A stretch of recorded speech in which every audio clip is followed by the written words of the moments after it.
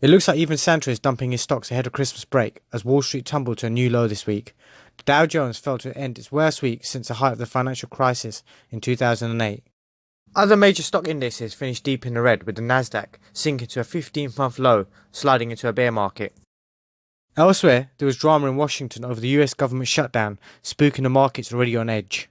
We're totally prepared for a very long shutdown. One way or the other, we're going to get a wall, we're going to get a barrier. In a short time, the Senate will take part in a pointless exercise to demonstrate to our House colleagues and the President what everyone here already knows. You will not get your wall.